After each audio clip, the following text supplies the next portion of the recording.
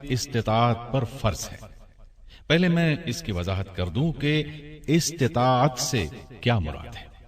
صاحب استطاعت وہ شخص ہے جس کے پاس اپنی حاجت سے زیادہ مال ہو، یعنی اس کے رہنے کے لیے مکان، لباس اور گھر کے اسباب کے علاوہ اتنا مال ہو کہ سواری پر مکہ مکرمہ جائے اور گھر واپس آ سکے۔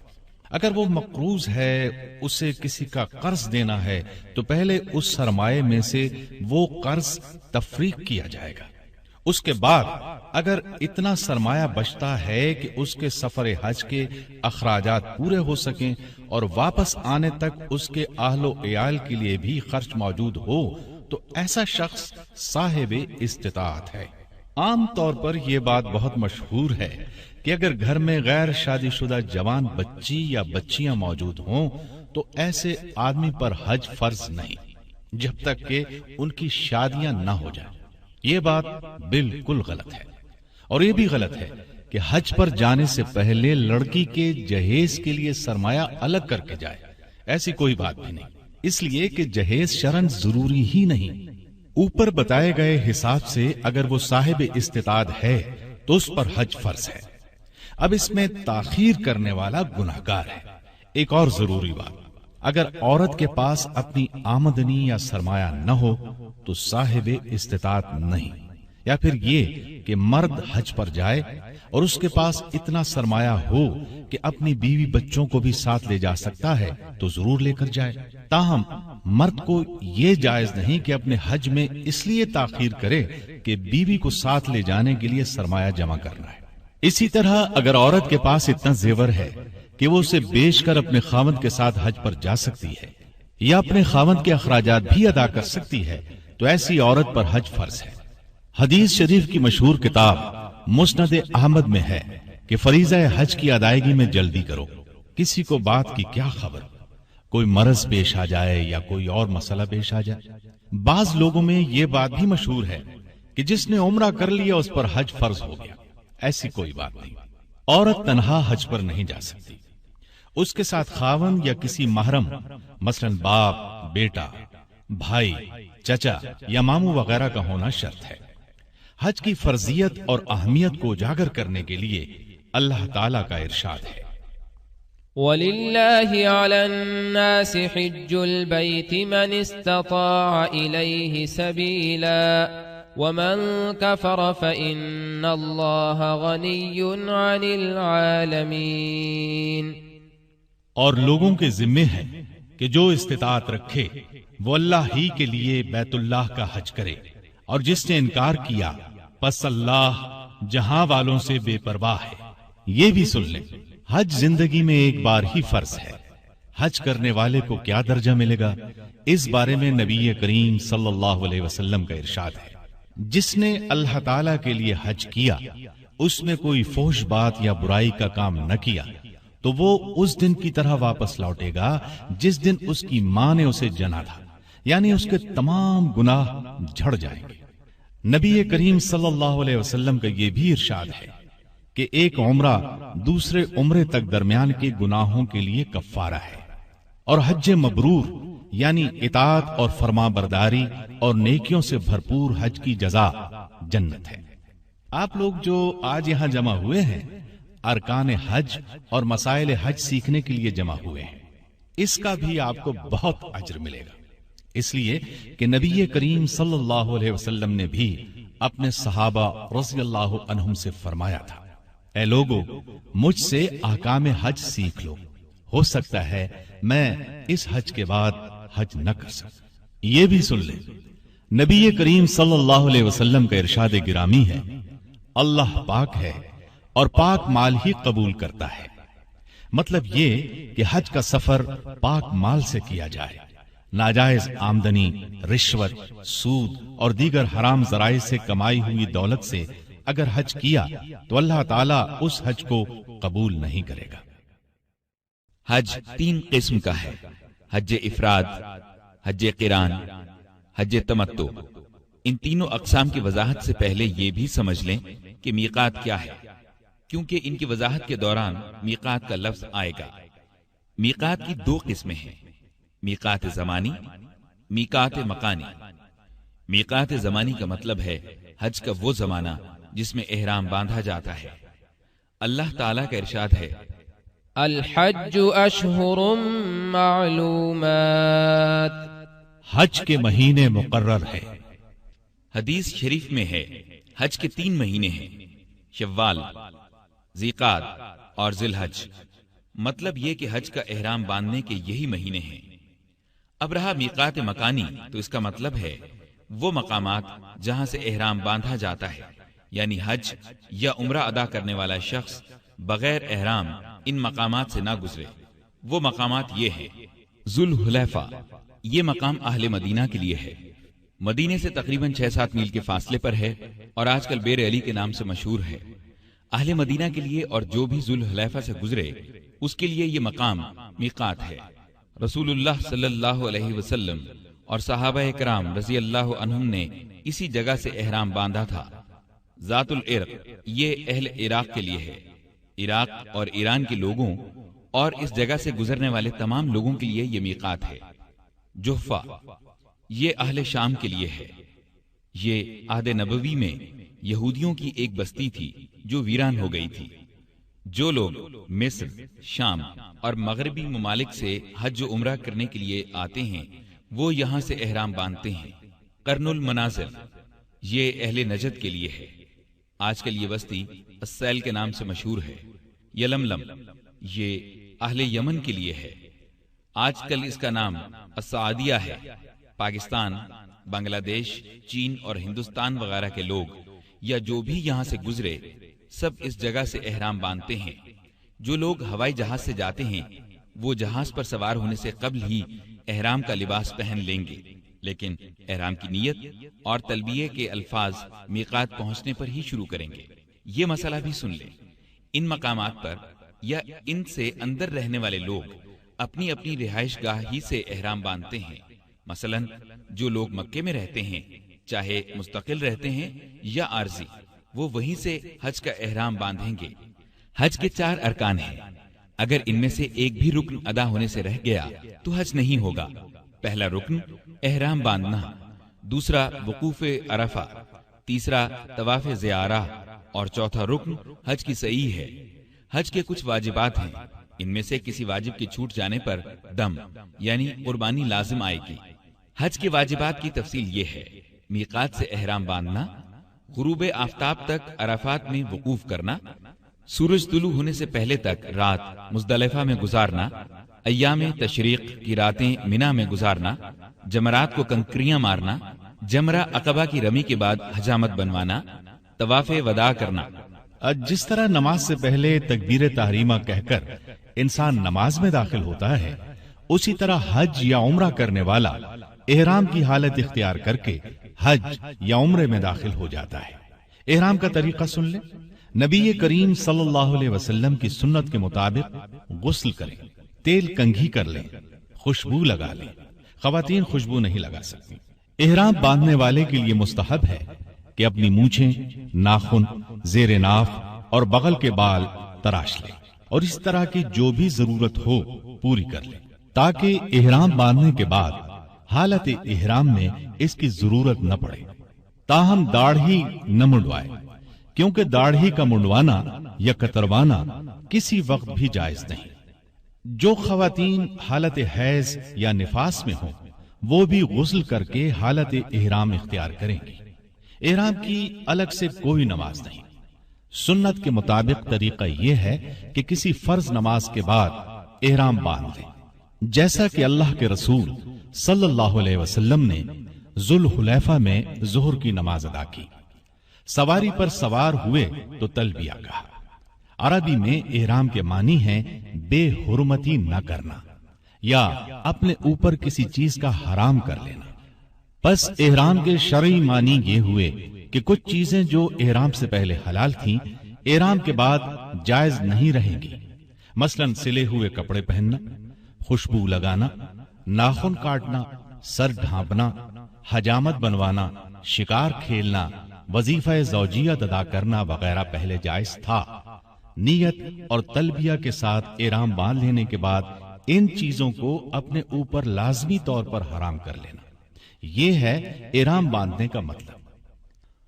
عام طور پر احرام ان دو انسلی چادروں کو کہا جاتا ہے جو حاجی احرام کی حالت میں استعمال کرتا ہے، لیکن خیال رہے یہ دو چادریں بذات خود احرام نہیں ہیں، بلکہ یہ احرام کی چادریں ہیں۔ اگر کسی وجہ سے ایک یا دونوں چادریں ناپاک ہو جائیں تو انہیں اتار کر دھویا جا سکتا ہے۔ بعض لوگ یہ خیال کرتے ہیں کہ ایک بار احرام باندھ لیا تو اب اسے کھول نہیں سکتے، یہ غلط ہے۔ یہ چادر اتار دینے یا بدل دینے سے آدمی احرام سے نکل نہیں جائے گا۔ آپ عمرہ یا حج کے احرام سے اسی وقت نکل سکتے ہیں جب عمرہ یا حج کے سارے ارکان ادا کر کے حجامت بنوا لیں گے۔ احرام کی ایک چادر تہبند کی طرح نیچے باندھتے ہیں، دوسری اوپر اوڑھتے ہیں، سر اور منہ کھلا رکھتے ہیں۔ مردوں کی طرح عورت کے لیے احرام کا کوئی مخصوص لباس نہیں ہے۔ عورت روزمرہ کے سلے ہوئے کپڑے ہی پہنے رہے گی، چاہے وہ رنگین ہی کیوں نہ ہو۔ اسی طرح اس کے لیے پردہ بھی ضروری ہے۔ البتہ حالت احرام میں جب تک مردوں کا سامنا نہ ہو وہ چہرے پر نقاب نہ ڈالے۔ مردوں کے سامنے آنے پر اس کے لیے ضروری ہے کہ وہ چہرہ ڈھانک لے۔ مرد تلبیہ بلند آواز سے اور عورت بہت آہستہ آواز سے کہے۔ احرام کی نیت دل میں تو کی ہوئی ہے، لیکن اس کے لیے زبان سے الفاظ ادا کرنا بھی ضروری ہے۔ حج اور عمرہ یہ واحد عبادت ہے جس کے لیے نیت کے الفاظ زبان سے ادا کرنا ضروری ہے۔ چنانچہ عمرے کا احرام باندھتے وقت کہا جائے گا لبیک عمرہ یا اللہم لبیک عمرہ، اور حج کی نیت ہے تو یہ الفاظ زبان سے ادا کریں، لبیک حجا یا اللہم لبیک حجا۔ مرد اور عورت دونوں کے لیے نیت کے الفاظ یہی ہیں۔ اگر حج اور عمرے کا اکٹھا احرام ہے تو کہیں گے لبیک عمرۃ وحجا، یا اللہم لبیک حجۃ وعمرہ۔ خیال رہے حاجی خانہ کعبہ میں پہنچ کر سب سے پہلے طواف کرے گا۔ طواف شروع کرنے سے پہلے حاجی لبیک کہنا بند کر دے۔ پہلے حجر اسود کے سامنے آئے، اس کو بسم اللہ اللہ اکبر کہہ کر بوسہ دے۔ بوسہ دینا مشکل ہو تو داہنے ہاتھ یا چھڑی سے اسے چھوئے، پھر اپنی چھڑی یا ہاتھ کو بوسہ دے۔ اس طرح بھی مشکل ہو تو بسم اللہ اللہ اکبر کہہ کر اشارہ ہی کر لے، لیکن جس چیز سے اشارہ کرے اسے بوسہ نہ دے۔ اور بیت اللہ کو طواف کی حالت میں اپنی بائیں جانب رکھے اور پھر 7 چکر طواف کے پورے کرے۔ پہلے 3 چکروں میں رمل کرے، بقیہ 4 چکروں میں معمول کی رفتار سے چلے گا۔ ہر چکر حجر اسود کے سامنے سے شروع کر کے اسی پر ختم کرے گا۔ طواف کے دوران حجر اسود سے پہلے رکن یمانی آتا ہے۔ جب رکن یمانی کے سامنے آئے تو اپنے دائیں ہاتھ سے اسے چھوئے، لیکن اسے بوسہ نہ دے اور نہ ہاتھ کو بوسہ دے۔ اگر رکن یمانی کو چھونا ممکن نہ ہو تو چھوڑ کر طواف کرتا رہے۔ رکن یمانی کی طرف نہ اشارہ کرے نہ اس کے سامنے آ کر اللہ اکبر کہے۔ نبی کریم صلی اللہ علیہ وسلم رکن یمانی اور حجر اسود کے درمیان آتے تو یہ دعا پڑھتے، ربنا آتنا فی الدنیا حسنہ وفی الآخرة حسنہ وقنا عذاب النار۔ اے ہمارے رب، ہمیں دنیا و آخرت میں بھلائی عطا کر اور ہمیں جہنم کے عذاب سے بچا۔ علاوہ ازیں اس پورے طواف میں استباء کرے گا۔ استباء صرف اس پہلے طواف ہی میں کرے گا، بعد کے کسی طواف میں ایسا نہیں کرے گا۔ استباء اور رمل مردوں کے لیے خاص ہے، عورتوں کے لیے نہیں ہے۔ اگر طواف کے چکروں میں شک پڑ جائے، مثلا 3 کیے ہیں یا 4، تو ان کو 3 ہی سمجھے اور اس کے مطابق باقی چکر پورے کرے۔ طواف سے فارغ ہو جائے تو مقام ابراہیم کے پیچھے یا جہاں جگہ ملے 2 رکعت نماز ادا کرے۔ یہاں آپ رمل اور استوا کا مطلب سمجھ لیں۔ رمل کا مطلب ہے چھوٹے چھوٹے قدم اٹھا کر تیز تیز اکڑتے ہوئے چلنا، اور استوا کا مطلب ہے دایاں کندھا کھلا رکھنا اور احرام کی چادر کو بغل کے نیچے سے نکال کر دوسرے کندھے پر ڈال لینا۔ اب میں حج کی اقسام بیان کیے دیتا ہوں۔ حج 3 قسم کا ہوتا ہے: حج افراد، حج قران اور حج تمتع۔ ان کی تفصیل سن لیں۔ حج افراد کا مطلب ہے اکیلا۔ اس کا شرعی معنی ہے حج کرنے والا صرف حج ہی کی نیت کر کے میقات سے احرام باندھے، اس میں عمرہ شامل نہیں ہوتا۔ حج کا احرام باندھ کر ایک بار یوں کہے: اللہم لبیک بالحج، اے اللہ میں حج کے لیے حاضر ہوں۔ پھر مکہ مکرمہ پہنچ کر بیت اللہ کا طواف یعنی طواف قدوم کرے، حالت احرام ختم نہ کرے۔ 8 ذوالحجہ کو حج کی ادائیگی کے لیے مینا کی جانب روانہ ہو جائے۔ اس میں ضروری بات یہ ہے کہ حج افراد کرنے والا شخص اگر طواف قدوم کے بعد صفا اور مروہ کی سعی بھی کرے تو 10 ذوالحج کو اسے سعی نہیں کرنا پڑے گی۔ اس روز رش بہت ہوتا ہے، اس طرح اسے سہولت ہوگی۔ دوسرے یہ کہ حج افراد کرنے والے پر قربانی فرض نہیں ہے، ہاں ثواب کی نیت سے کرے تو بہتر ہے۔ حج کی دوسری قسم ہے حج قران۔ قران کے معنی ہے ملانا، مطلب یہ کہ کوئی حج اور عمرہ دونوں کی نیت کر کے حج کے مہینوں میں میقات سے احرام باندھ لے، ایک مرتبہ کہے: اللہم لبیک بالحج والعمرہ۔ حج قران کرنے والا شخص عمرہ ادا کر کے نہ حجامت بنوائے گا اور نہ احرام کھولے گا، بلکہ اسی حالت احرام میں 8 ذی الحج کو حج کے مناسک ادا کرنے کے لیے مینا کے میدان میں پہنچ جائے گا۔ واضح رہے کہ رسول اللہ صلی اللہ علیہ وسلم نے حج قران ہی کیا تھا۔ حج قران کرنے والا اپنے ساتھ حج کی قربانی لے کر جائے گا۔ حج قران کرنے والے پر ایک ہی سعی ہے، اگر وہ طواف عمرہ کرنے کے بعد سعی کر کے فارغ ہو جائے تو 10 ذی الحج کو سعی نہیں کرے گا، اس کے ذمے قربانی واجب ہے۔ اب سنیے حج تمتع کے بارے میں۔ تمتع کا مطلب ہے فائدہ اٹھانا۔ وضاحت یہ ہے کہ حاجی حج کے مہینوں میں عمرے کی نیت سے احرام باندھے اور کہے: اللہم لبیک بالعمرہ، اے اللہ میں عمرے کے لیے حاضر ہوں۔ پھر عمرے سے فارغ ہو کر حجامت بنوائے اور احرام کھول دے۔ اب اس کے لیے وہ سب چیزیں حلال ہیں جو احرام کی وجہ سے حرام ہو گئی تھیں، البتہ دوبارہ احرام باندھنے پر پھر حرام ہو جائیں گی۔ پھر 8 ذی الحج کو حج کی ادائیگی کے لیے اپنی رہائش گاہ سے دوبارہ احرام باندھے اور ایک مرتبہ کہے: اللہم لبیک بالحج، اور مینا پہنچ جائے۔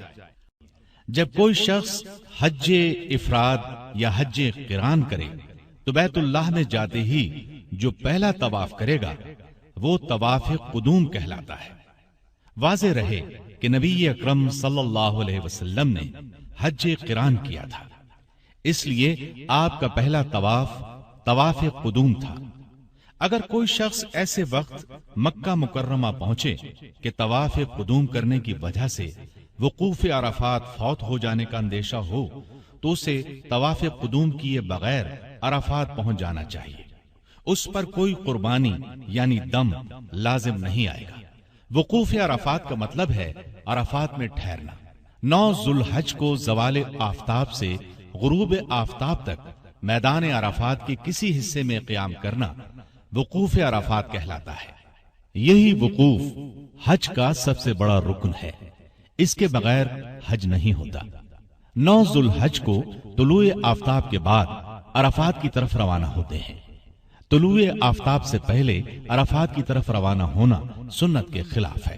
وقوف عرفات میں صرف ایک چیز واجب ہے اور وہ یہ کہ جو شخص زوال آفتاب کے بعد اور غروب آفتاب سے پہلے تک وقوف کرے اس کے لیے غروب آفتاب تک رہنا واجب ہے، یعنی غروب آفتاب حاجی کے وہاں ہوتے ہوئے ہو جائے۔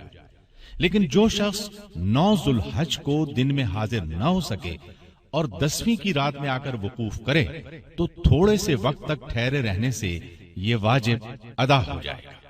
میدان عرفات کے ایک طرف مسجد نمیرہ ہے۔ اس کا کچھ حصہ میدان عرفات میں اور کچھ میدان سے باہر ہے، اس لیے حجاج کو چاہیے کہ وہ مسجد کے بجائے میدان میں ٹھہرے، ورنہ حج ضائع ہو جائے گا۔ بہتر یہ ہے کہ زوال شمس تک مقام نمیرہ میں ٹھہرے۔ زوال کے بعد امام خطبہ دے گا اور اول وقت میں ظہر اور عصر کی نماز پڑھائے گا۔ یہ نماز قصر یعنی دوگانہ ہوگی اور جمع کر کے پڑھی جائے گی، یعنی ظہر کے وقت 2 رکعت ظہر کی اور 2 رکعت عصر کی۔ اس کے بعد لوگ میدان میں پھیل جائیں اور کثرت سے اللہ کا ذکر کریں اور خوب دعائیں مانگیں۔ سیدہ عائشہ رضی اللہ عنہا فرماتی ہیں کہ نبی کریم صلی اللہ علیہ وسلم نے فرمایا، عرفہ کے علاوہ کوئی دن ایسا نہیں کہ جس میں اللہ تعالیٰ کثرت سے بندوں کو جہنم کی آگ سے آزاد کرتا ہو۔ اللہ اس روز اپنے بندوں کے بہت قریب ہوتا ہے اور فرشتوں کے سامنے ان حاجیوں کی وجہ سے فخر کرتا ہے۔ میدان عرفات میں قبلہ رخ ہو کر ہاتھ اٹھا کر دعائیں کرنی چاہیے۔ تھک جانے کی صورت میں لیٹ سکتے ہیں، سونے سے گریز کریں۔ اگرچہ سو جانے سے کچھ حرج نہیں ہوگا، لیکن وقت بہت قیمتی ہے، یہ مقام اور موقع بار بار میسر نہیں آتے۔ سورج غروب ہونے کے بعد عرفات سے مزدلفہ کی طرف روانہ ہونا ہے۔ یاد رہے، سورج غروب ہونے سے پہلے ہرگز روانہ نہ ہو، تلبیہ پڑھتے رہے، مزدلفہ پہنچ کر جہاں جگہ ملے قیام کریں۔ سب سے پہلے اذان اور اقامت کہہ کر مغرب کی نماز ادا کی جائے، پھر اس کے بعد ساتھ ہی دوبارہ صرف اقامت کہہ کر عشاء کی قصر نماز ادا کی جائے۔ اس کے بعد سو جائیں۔ مزدلفہ میں صبح فجر کی نماز ادا کریں، دعا کریں، ذکر اذکار کریں، پھر جب صبح خوب روشن ہو جائے تو سورج نکلنے سے پہلے پہلے وہاں سے روانہ ہو جائیں۔ البتہ عورتیں اور بچے ہجوم کی وجہ سے آدھی رات کے وقت روانہ ہو جائیں تو ان کے لیے جائز ہے۔ کمزور، بوڑھے اور بیمار بھی اس سہولت سے فائدہ اٹھا سکتے ہیں۔ 10 ذو الحج کو حاجی کے ذمے 4 اعمال ہوتے ہیں: جمرہ کبریٰ کو کنکریاں مارنا، قارن اور متمتع کا قربانی کرنا، سر کے بال منڈوانا یا کٹوانا اور بیت اللہ کا طواف کرنا۔ جمرات کو جو کنکریاں ماری جاتی ہیں وہ مزدلفہ سے اٹھانا ضروری نہیں، جہاں سے چاہیں اٹھا لیں۔ البتہ جمرات کو ماری ہوئی کنکریاں نہ اٹھائیں۔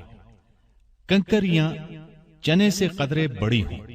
مزدلفہ کے اس میدان میں ایک پہاڑی ہے، اس کا نام مشعر الحرام ہے۔ اس پر پہنچے تو قبلہ رخ ہو کر ذکر اور دعا میں مشغول ہو جائیں۔ ایک مقام وادی محصر ہے، یہ مزدلفہ سے منا جاتے ہوئے راستے میں آتی ہے۔ اس مقام سے تیزی سے گزرنا ضروری ہے۔ یہ وہ مقام ہے جہاں ابرہہ کا لشکر ہاتھیوں سمیت ابابیلوں کے ذریعے اللہ تعالیٰ نے تباہ کیا تھا۔ 10 ذی الحج کو آپ ترتیب سے 4 اہم کام کریں گے۔ اسے یوم النحر بھی کہا جاتا ہے۔ اگر حاجی مفرد ہے تو اس کے ذمے 3 کام ہوں گے، کیونکہ اس کے ذمے قربانی نہیں ہے۔ پہلا کام جمرہ عقبہ کو کنکریاں مارنا، اور اس دن صرف اسی ایک بڑے جمرہ کو کنکریاں مارنا ہے، دوسرے جمرات کو نہیں۔ سورج طلوع ہونے سے زوال کے وقت تک کنکریاں ماری جاتی ہیں، یہ عمل واجب ہے۔ نبی صلی اللہ علیہ وسلم نے کنکریاں مارتے ہوئے فرمایا تھا، مجھ سے حج کے احکام سیکھ لو۔ کنکریاں مارنے کا یہ وقت افضل ہے، تاہم کوئی شخص زوال شمس کے بعد حتیٰ کہ رات کو بھی کنکریاں مارے تو کوئی حرج نہیں۔ کنکریاں مارنے کا سنت طریقہ یہ ہے کہ منہ جمرہ عقبہ کی طرف، بیت اللہ بائیں جانب اور مینا دائیں جانب ہو، پھر اللہ اکبر کہہ کر دائیں ہاتھ سے ایک ایک کر کے 7 کنکریاں ماری جائیں۔ کوئی عذر ہو یعنی کمزوری، بیماری، بڑھاپا وغیرہ تو کنکریاں مارنے کے لیے کسی کو اپنا نائب بنا سکتے ہیں۔ عذر کی صورت میں عورتوں کی کنکریاں بھی ان کے خامند وغیرہ مار سکتے ہیں، البتہ صحیح سلامت اور ٹھیک ٹھاک ہونے کی صورت میں عورت خود ہی رمی کرے۔ کنکریاں مارنے سے پہلے تلبیہ بند کر دیں۔ کنکریاں مارنے کے بعد قربانی کرتے ہیں، لیکن حج افراد والوں پر قربانی لازم نہیں، اگر کر لے تو اجر و ثواب کا مستحق ہوگا۔ حج قران اور حج تمتع کرنے والوں پر یہ قربانی واجب ہے۔ قربانی مینا میں یا مکے میں یعنی حدود حرم میں کسی جگہ بھی کر سکتے ہیں۔ اگر کسی پر دم لازم آتا ہے تو وہ بھی حرم کی حدود میں ہی دینا ہوگا۔ اگر 10 ذی الحج کو قربانی نہیں کر سکے تو قربانی کے باقی دنوں میں کر سکتے ہیں۔ کوئی شخص طاقت کے مطابق 1 سے زائد قربانیاں کرنا چاہے تو کر سکتا ہے، یہ نبی صلی اللہ علیہ وسلم کی سنت ہے۔ قربانی کا جانور کسی دوسرے سے بھی ذبح کروایا جا سکتا ہے۔ نبی اکرم صلی اللہ علیہ وسلم نے خود بھی اونٹ ذبح فرمائے اور کچھ سیدنا علی رضی اللہ عنہ سے ذبح کروائے۔ حج کی قربانی کے جانور کی وہی شرائط ہیں جو عید الاضحیٰ کی قربانی کے لیے ہیں۔ اپنے جانور کا گوشت خود کھانا مسنون ہے۔ یاد رہے کہ حج تمتع اور قران کرنے والے ہر فرد، خواہ وہ مرد ہو خواہ عورتیں اور بچے ہی کیوں نہ ہوں، ان کی طرف سے ایک ایک قربانی دینا ہوگی۔ قربانی کے لیے بینک میں رقم جمع کرا دینا بھی مناسب ہے۔ اس کا اہتمام سعودی حکومت نے کر رکھا ہے اور علماء کرام نے اسے جائز قرار دیا ہے۔ قربانی کے بعد آپ بال منڈوائیں گے۔ منڈوانے کے بجائے کتروانا چاہیں تو یہ بھی درست ہے۔ رسول اللہ صلی اللہ علیہ وسلم نے منڈوانے والوں کے لیے 3 مرتبہ رحمت کی دعا فرمائی ہے، جبکہ کاٹنے والوں کے لیے 1 مرتبہ، یعنی کٹوانے سے منڈوانا افضل ہے۔ عورت اپنے بالوں کے اخیر سے چند پوروں کے برابر ہی بال کاٹے گی۔ قربانی کرنے اور حجامت کروانے کے بعد احرام اتار دیں۔ اب احرام کی تمام پابندیاں ختم ہو گئیں، لیکن بیوی کے قریب اب بھی جانا منع ہے۔ 10 ذی الحج کا آخری کام طواف زیارت ہے۔ اسے طواف افاضہ بھی کہتے ہیں۔ یہ طواف حج کا بڑا رکن ہے۔ اس طواف میں احرام کی ضرورت نہیں۔ حجاج اگر اس روز طواف نہ کر سکیں تو بعد میں کر سکتے ہیں۔ طواف زیارت کے بعد بیوی بھی آپ کے لیے حلال ہے۔ اگر کسی نے طواف زیارت نہیں کیا تو بیوی کے پاس نہیں جا سکتا۔ طواف زیارت کے بعد اگر آپ کا حج تمتع ہے تو آپ سعی بھی کریں گے، البتہ مفرد اور قارن کے لیے یہ سعی ضروری نہیں۔ ان کے لیے پہلی سعی ہی کافی ہے۔ تاخیر سے پہنچنے کی صورت میں اگر سیدھا مینا یا عرفات میں آ کر شریک ہوا تھا تو اس صورت میں اس نے طواف قدوم نہیں کیا تھا، لہذا اسے حج کی سعی طواف زیارت کے بعد کرنا ہوگی۔ اب طواف اور سعی کے بعد حاجی پوری طرح حلال ہو جائے گا، یعنی بیوی بھی اس کے لیے حلال ہو جائے گی۔ اس کے بعد حاجی مینا واپس آ جائیں گے اور 11، 12 اور 13 ذی الحج تینوں دن تینوں جمرات کو کنکریاں ماریں گے۔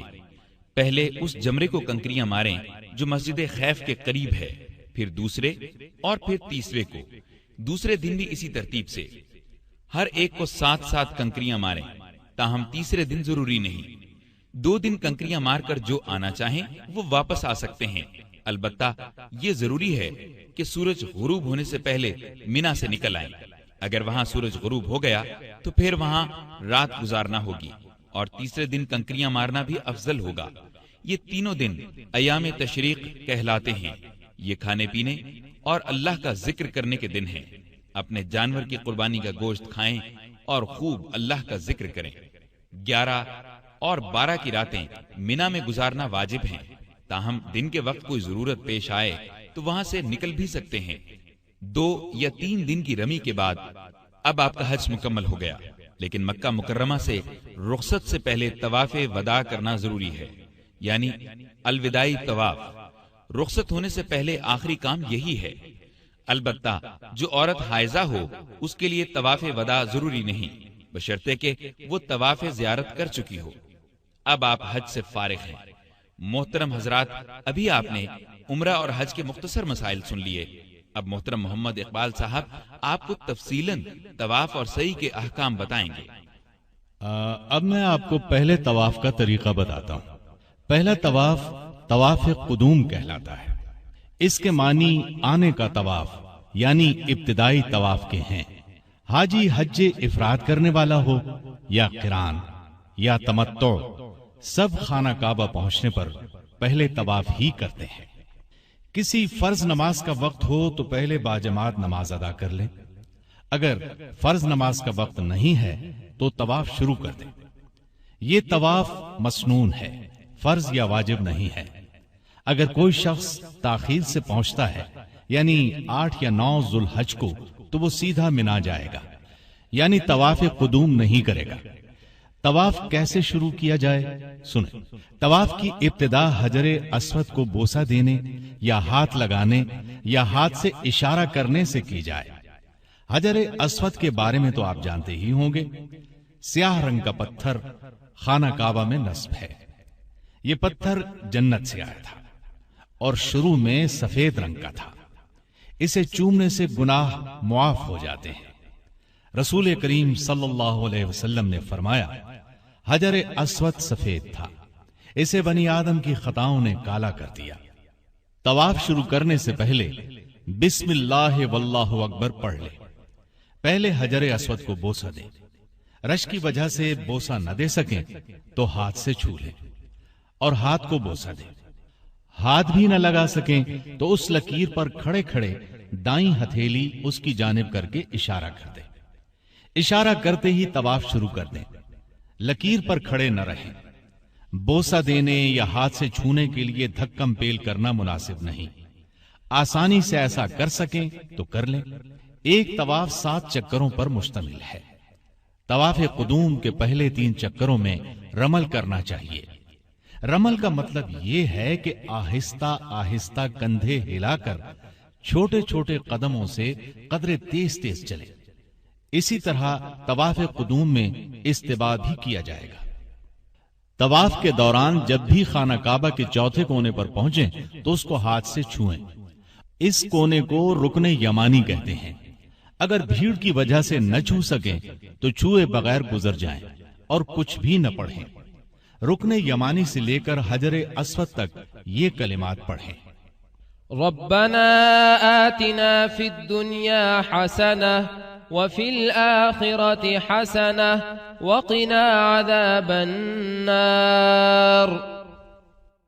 اے ہمارے رب، ہمیں دنیا میں بھی اور آخرت میں بھی بھلائی عطا فرما اور ہمیں جہنم کے عذاب سے بچا۔ یہ بھی خیال رہے کہ 7 چکر حتیم کے باہر سے لگائے، اس لیے کہ حتیم خانہ کعبہ کا حصہ ہے۔